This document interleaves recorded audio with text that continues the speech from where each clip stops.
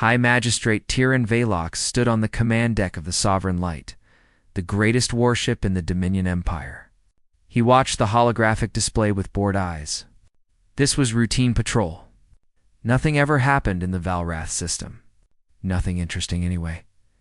The Dominion Empire had ruled this part of the galaxy for 3,000 years. Every species they met either joined them peacefully or was forced to join. There were no exceptions. Tyran had served for 60 years, and he had never seen anyone challenge the Empire's power. He expected today to be the same as every other day. He was very wrong. The sensor officer made a strange sound. It was not quite a word. It was more like a choking noise. Tyran turned to look at him. The young officer's face had gone pale, and his 4 eyes were wide with something Tyran had not seen in a long time. Fear, sir, the officer whispered.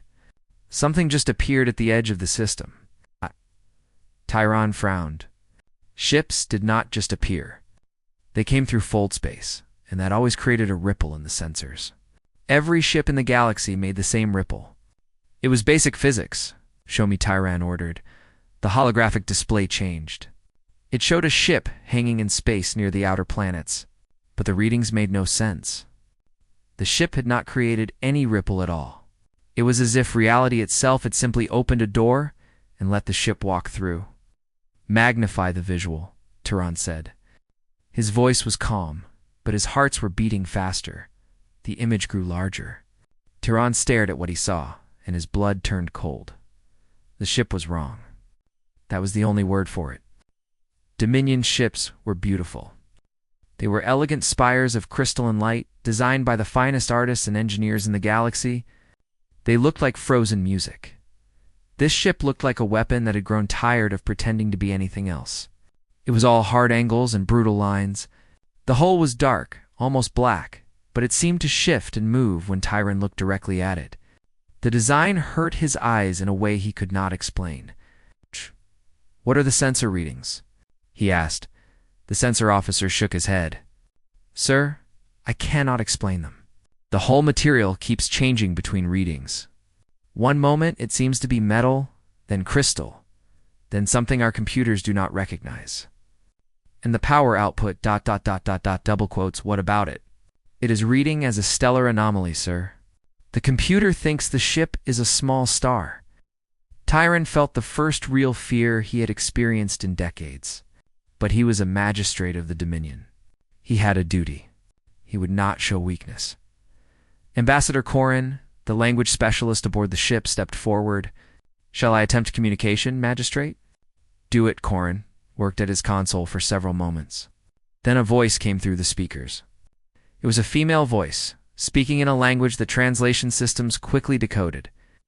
"This is Captain Alina Vance, of the UNS Prometheus.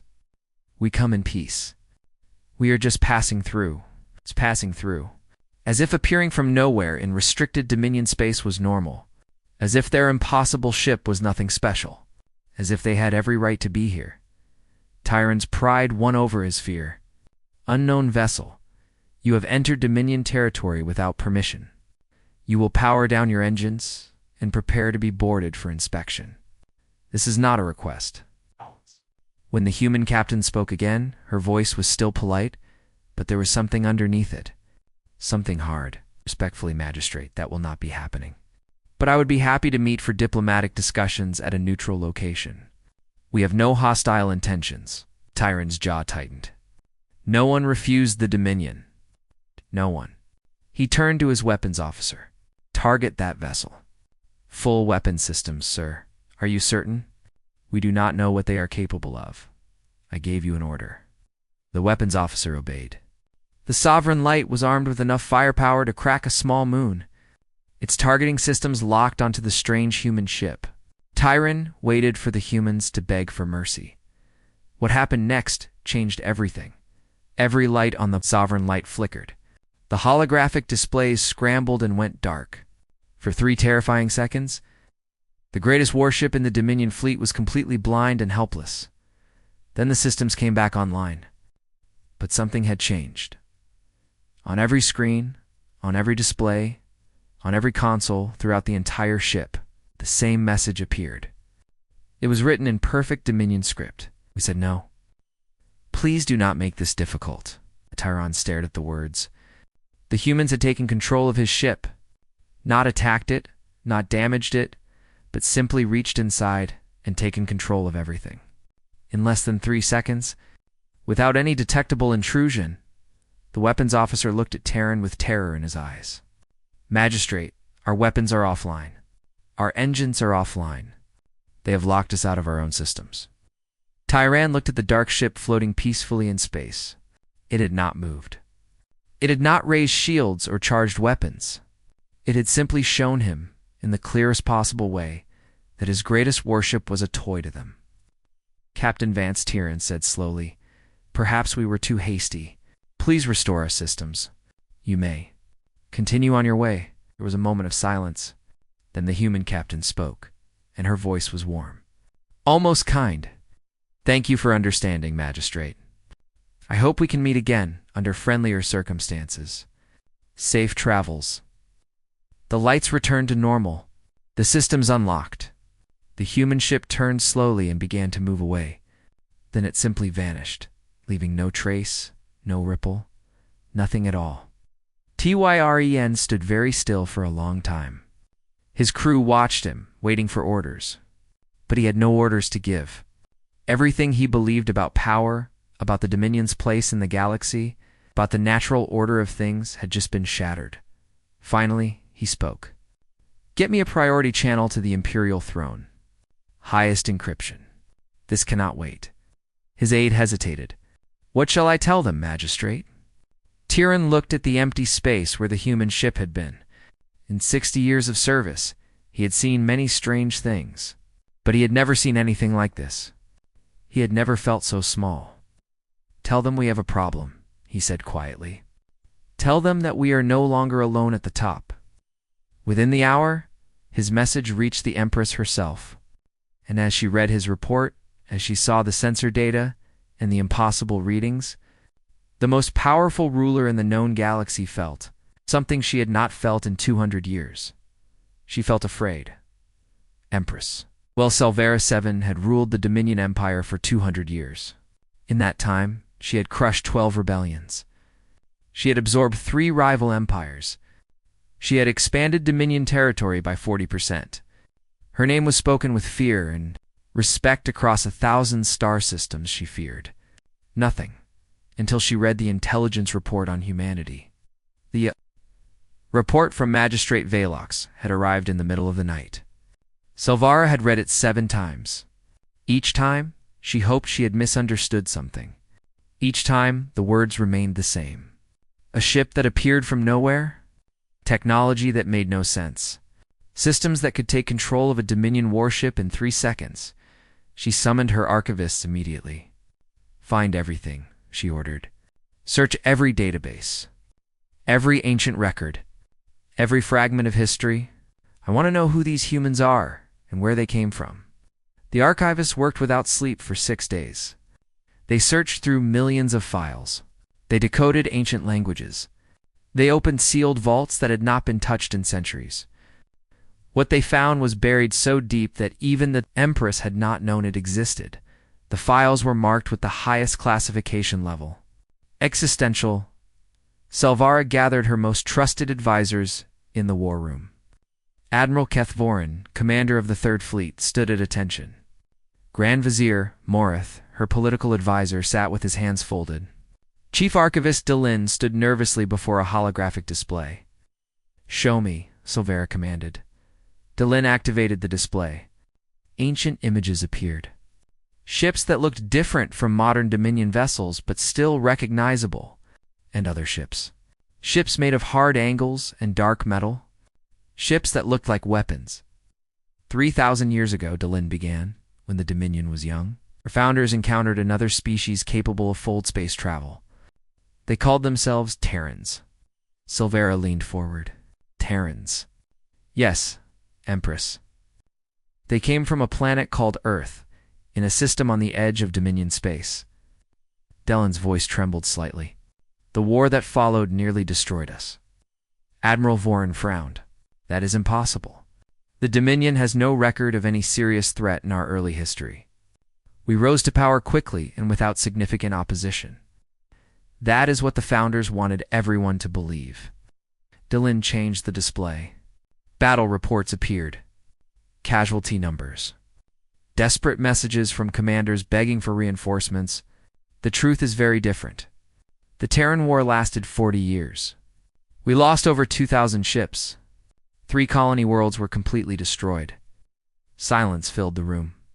The Terrans had technology we could not match, Dylan continued. Their ships could absorb direct hits from our strongest weapons. They had guns that could crack moons. Their engines could do things our scientists said were impossible. How did we win?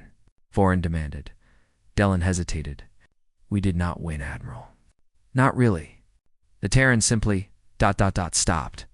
One day their ships withdrew to their home system. Their colonies went silent. Every probe we sent to investigate never returned. The founders declared victory and sealed all records of the war. They wanted to forget it ever happened. Salvara's mind was racing. And now, these humans appear 3,000 years later with a ship that can do impossible things. She looked at Dylan. Are you saying that the humans are the Terrans? Yes, Empress. We believe so. The language patterns match. The ship designs share certain basic characteristics. The location of their origin matches old Terran star charts. Dylan pulled up the sensor readings from the Velrath encounter. They did not die. They retreated to their home system and went quiet. And in 3,000 years of isolation, they kept building, Vorin finished. His face had gone pale. Salvara stood and walked to the display. She studied the ancient battle reports, the casualty lists, the desperate pleas for help. Her ancestors had nearly been destroyed by the Terrans, and that was 3,000 years ago. How advanced could they have become? She asked quietly. In 3,000 years of isolation, with all their resources focused on development, Chief Archivist Dylan pulled up a comparison chart. Empress, when we last faced the Terrans, our technology was roughly equal. In the 3,000 years since, we've improved our full drives by approximately 40%. Our weapons are about 60% more powerful. Our ships are marginally faster and stronger. And the humans? Dylan's hand shook as she displayed the sensor readings from the Prometheus. Based on Magistrate Velox's data, their current drive systems are approximately 800 times more efficient than ours. Admiral Vorin made a choking sound. Their hull materials do not match anything in our periodic tables, Dylan continued. We cannot identify what their ships are made of. And they took control of a Dominion flagship systems in under 3 seconds, without any detectable intrusion. Our best hackers would need ours to do the same thing, and they would leave obvious traces. Vorin slammed his fist on the table. This is impossible. No species advances that quickly. Humans are not like other species, Admiral. Dylan's voice was small. The old records describe them as obsessive, driven. They do not accept limits. When they encountered a problem they could not solve, they did not give up. They worked harder. They tried different approaches. They refused to stop until they succeeded. Salvara thought about what that kind of determination could accomplish over 3,000 years. 3,000 years of focused development. 3,000 years of building, improving, perfecting. The thought made her stomach turn. Why haven't they attacked? She asked. If they are so powerful, why did they not simply destroy Magistrate Velox's ship? Grand Vizier Morath spoke for the first time. Perhaps they do not see us as a threat, Empress. A human does not attack an insect. They simply walk past it. The words hung in the air like poison.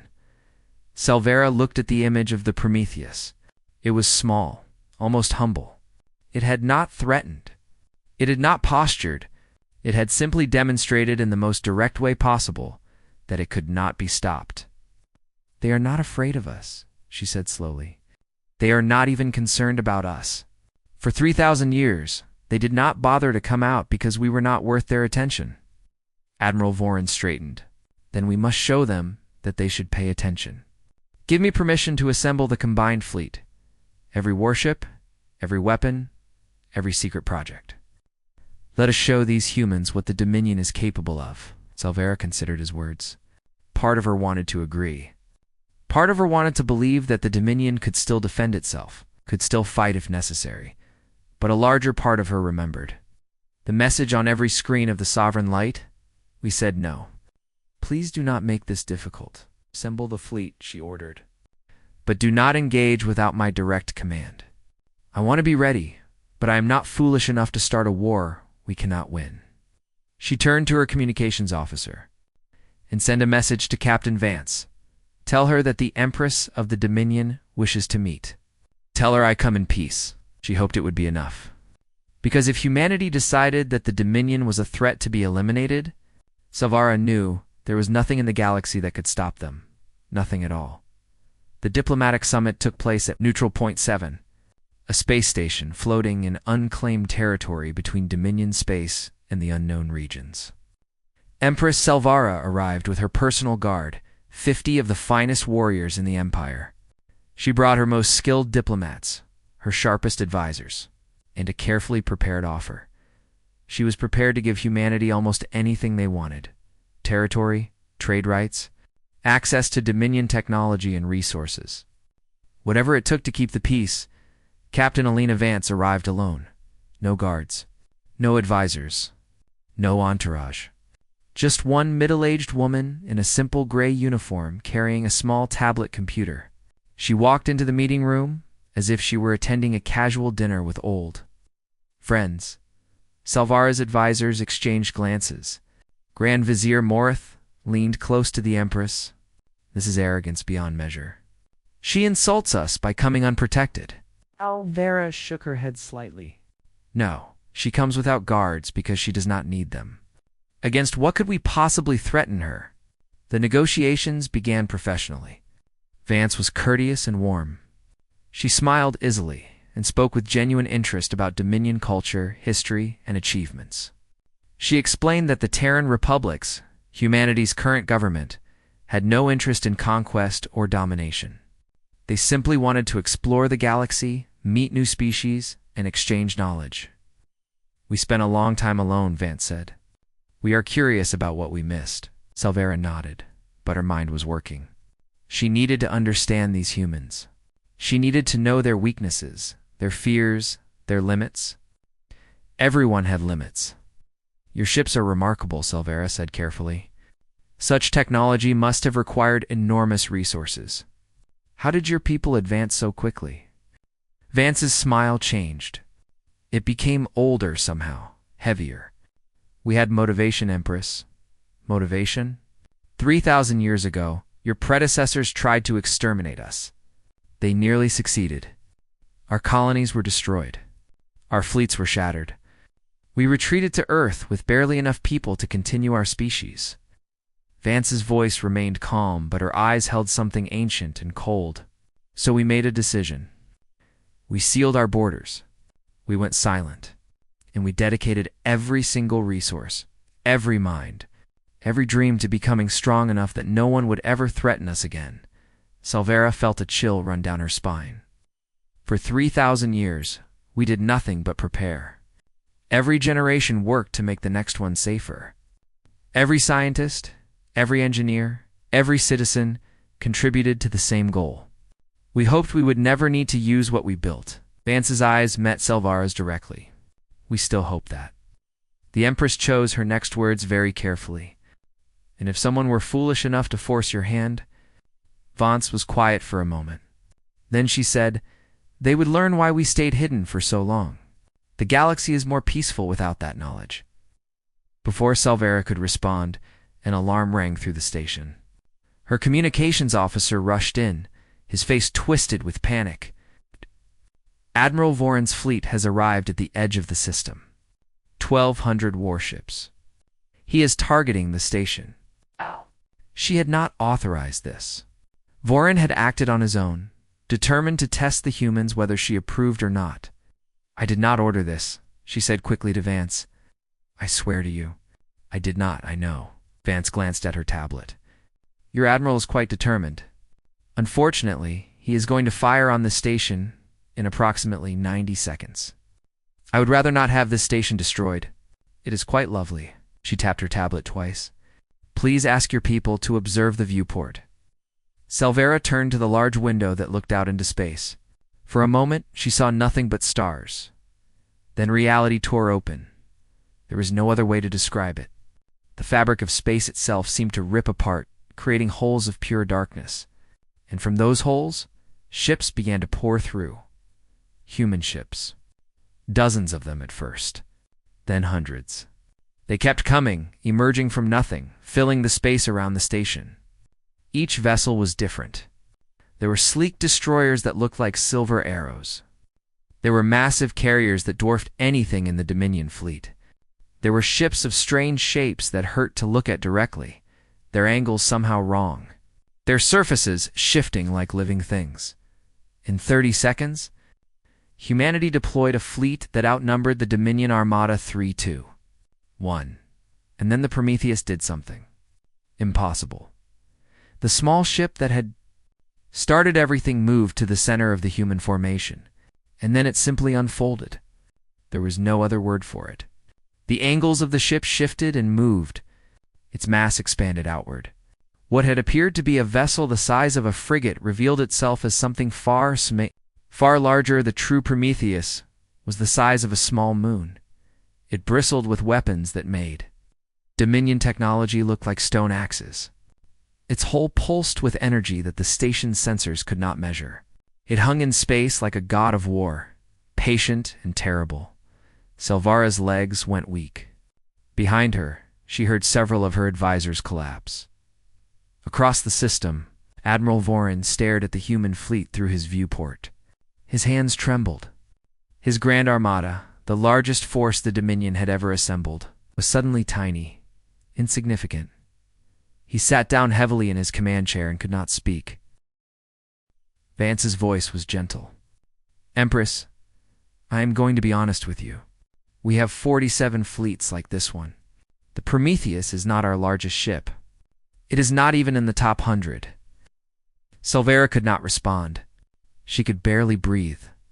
We do not want to hurt anyone, Vance continued. We have been hurt enough. We just want to explore, trade, and learn. We want to make friends, not enemies. But if the Dominion, or anyone else, forces a war, she did not finish the sentence. She did not need to. Selvara looked at the human woman. She looked at the impossible fleet. She looked at everything she thought she understood about power and watched it crumble to dust. For 200 years, she had built her reign on strength. Now she faced a species that had spent 3,000 years perfecting strength itself. There was only one rational response. And what do you want? Selvera whispered. Vance's expression softened. Friendship, if you will have it.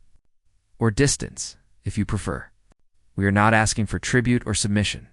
We are only asking for peace. Selvera thought of her people. She thought of her worlds, her cities, her children. She thought of what would happen if she refused. And she made the only choice she could make. Then let us be friends, Captain Vance.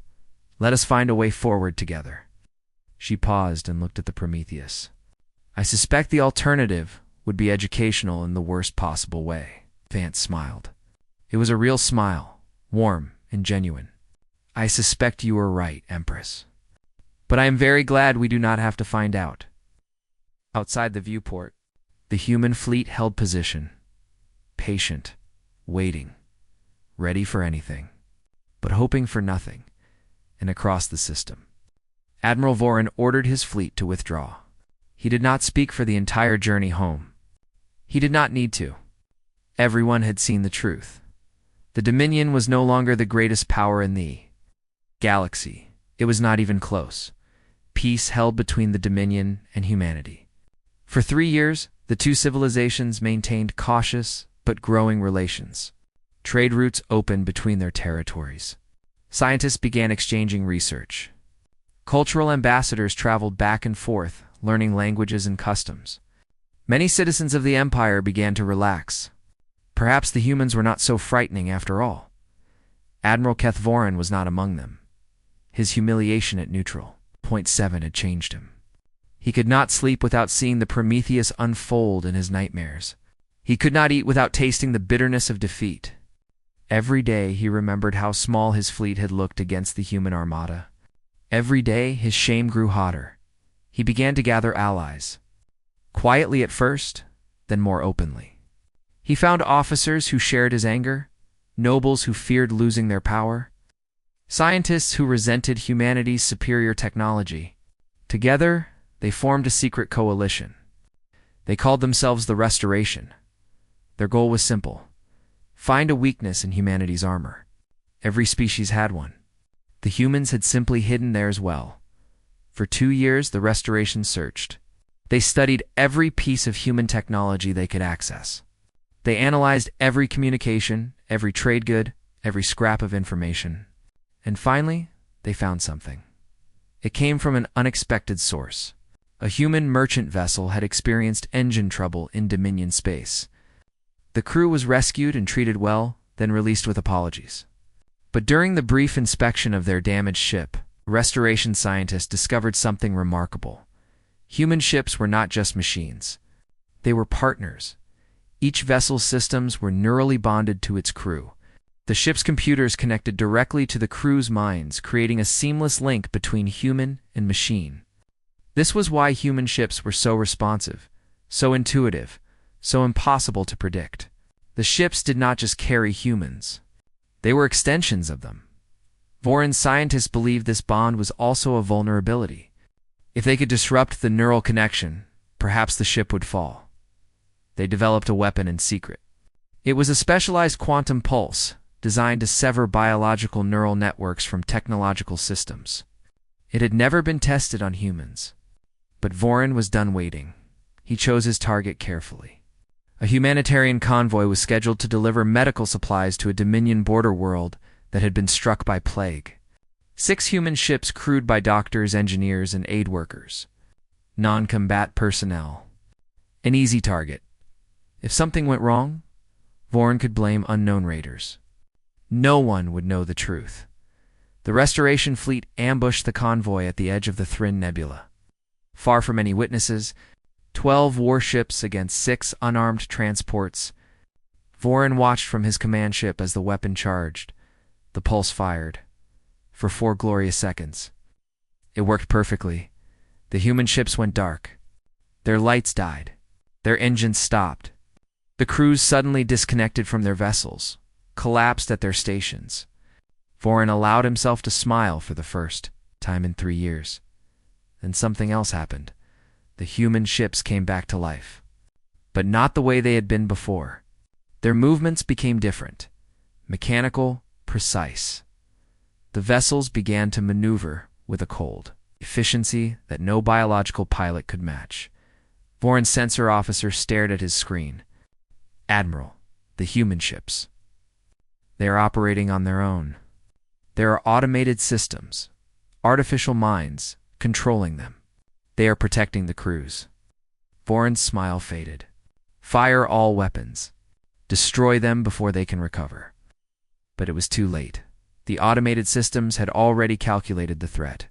They had already analyzed the Dominion weapons. And they had already determined the optimal response.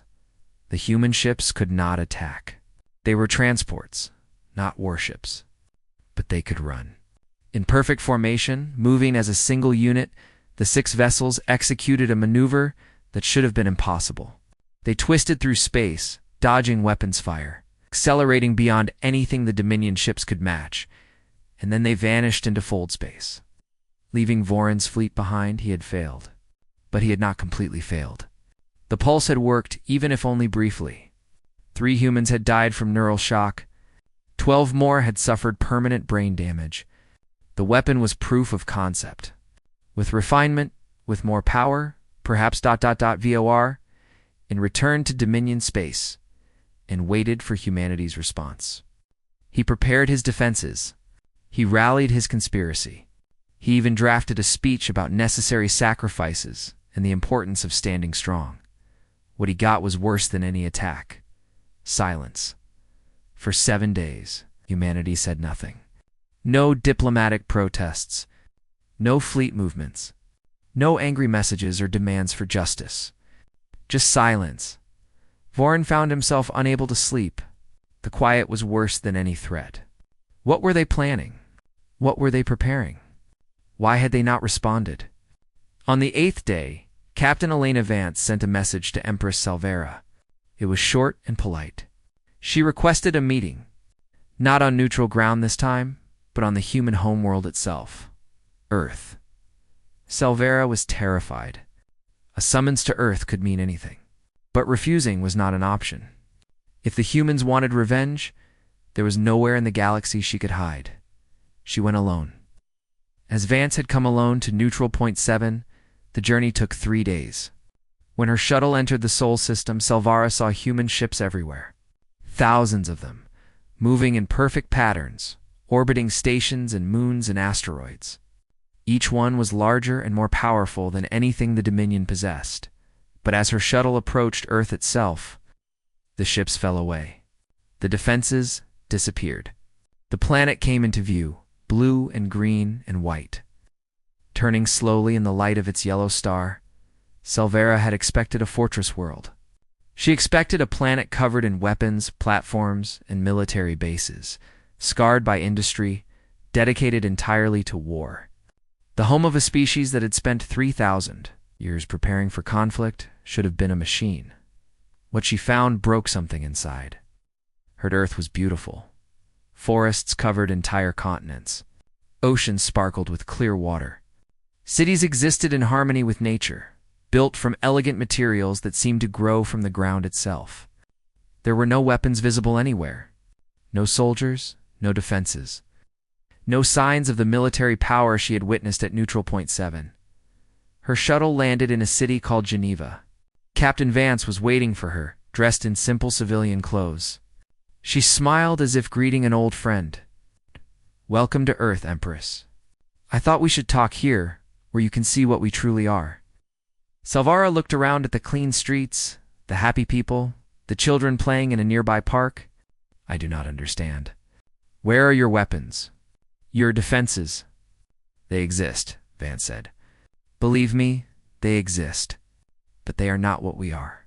They are what we built, so this could exist." She gestured at the city, the trees, the laughing children. "Come, walk with me. There is something I want to show you." Salvera followed, her mind struggling to understand. She had come expecting punishment. She had come expecting to face humanity's anger. Instead, she walked through a garden, listening to birds sing, watching humans live their peaceful lives, and she began to realize that the truth was far more complicated than she had imagined. "Empress." Salvera walked through the streets of Geneva with Captain Elena Vance at her side. Everywhere she looked, she saw peace. Families eating meals together at outdoor cafes. Artists painting murals on walls. Musicians playing instruments in open squares while crowds gathered to listen and dance. There were no soldiers. No police with weapons. No propaganda posters or military monuments. Just people living their lives without fear. "You expected something different," Vance said. It was not a question. "I expected the heart of a war machine," Salvera admitted. "I expected factories building weapons, training grounds for soldiers, command centers planning conquests. Everything your technology suggests you could do," Vance nodded. "We could do all of that. We have weapons that could sterilize your entire empire in a matter of hours. We have plans for every possible threat and many impossible ones. Fleets that could darken the skies of 1,000 worlds." She paused beside a fountain where children were throwing coins and making wishes. "But that is not what we are. Those things exist so that this can exist." Salvera watched a little girl toss a coin into the water. The child closed her eyes tight and whispered her wish, then ran back to her mother laughing.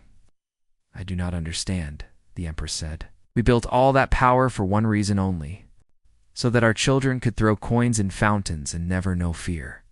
So that they could grow up believing that the universe is kind, that tomorrow will come, that they are safe." Vance's voice was soft.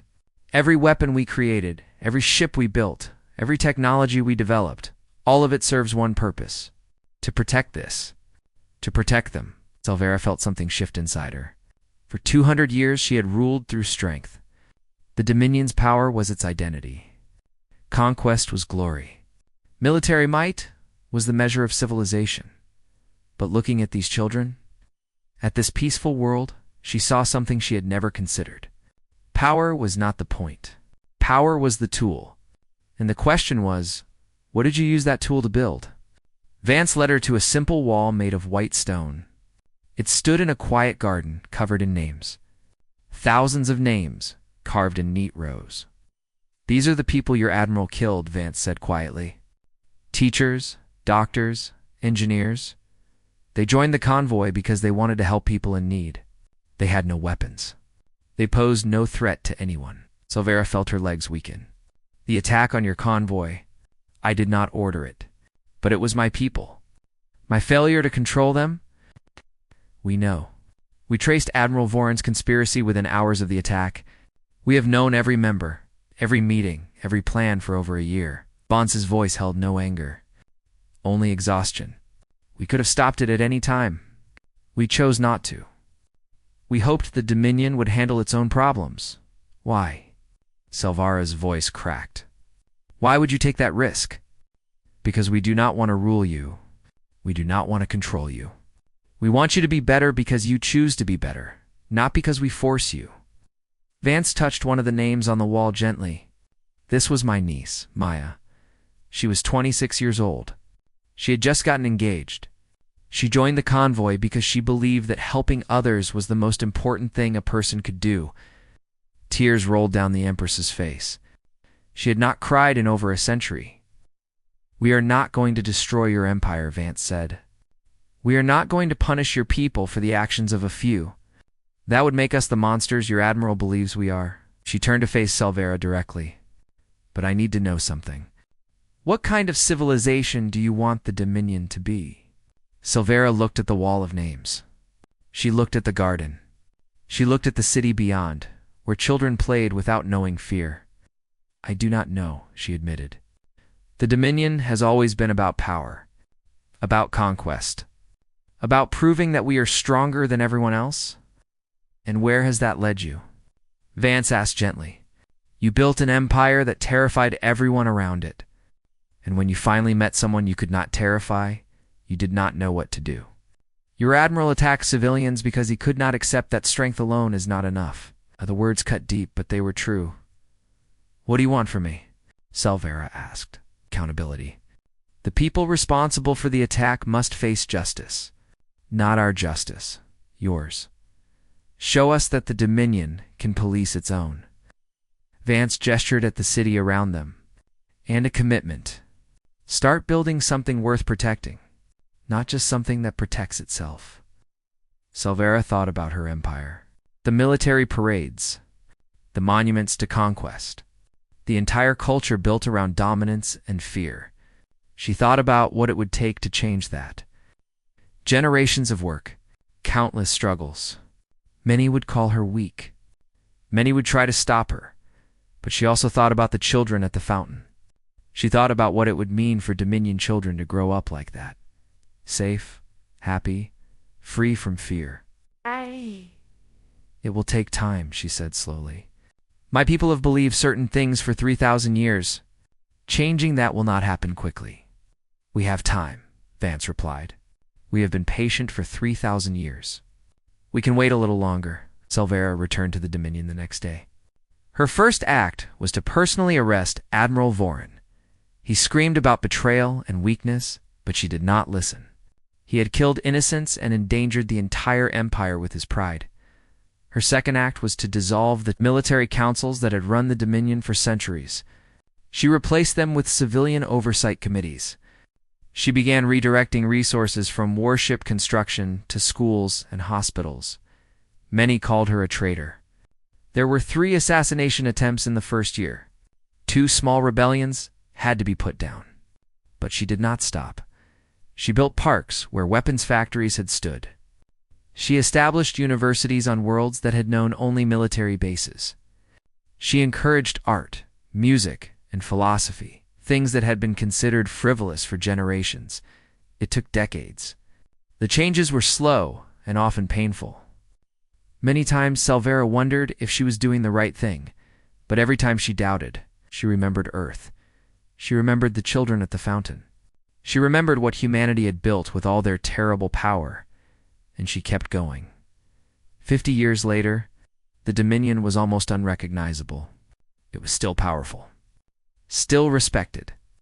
But now, its power protected something precious. Citizens who grew up believing in tomorrow. Children who played without fear. Artists and scientists and dreamers who imagined better futures. When historians asked why the mighty Dominion Empire had changed so completely, the answer was always the same. They met humanity. And humanity showed them what strength was really for. It was not about conquering others. It was not about proving superiority. It was not about making the galaxy fear you. True strength was about building something worth protecting. Something beautiful. Something that gave life meaning. The humans had understood this for 3,000 years. They had turned their world into a paradise and built the most powerful military in the galaxy to keep it safe. Not because they wanted to fight, but because they never wanted to fight again. And in the end, their greatest victory was not destroying an empire. It was showing that empire a better way. In the centuries that followed, the Dominion became humanity's closest allies. Their children played together in gardens on 100 worlds. Their scientists worked side by side, pushing the boundaries of knowledge. Their artists created beauty that neither species could have imagined alone. And somewhere on Earth, in a quiet garden in Geneva, a wall of names stood as a reminder of what hatred cost, a reminder of what forgiveness could build, a reminder that the strongest thing in the universe was not a weapon or a ship or a fleet, it was hope.